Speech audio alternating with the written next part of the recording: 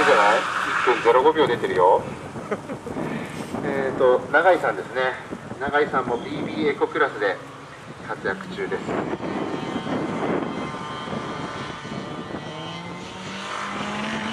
永井さんの走りはもうこれ手本ですね。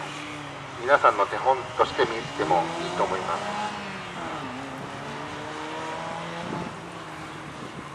フィットでもこれだけ走れるんだぞっていう手本です。これは先ほどインストラクターで走った小田と勝負ですね。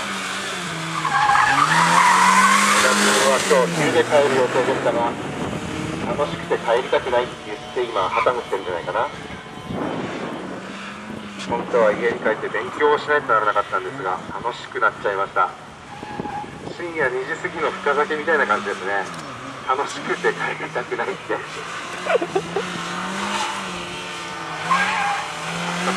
じゃない？いい手本でしたね。1分08秒922。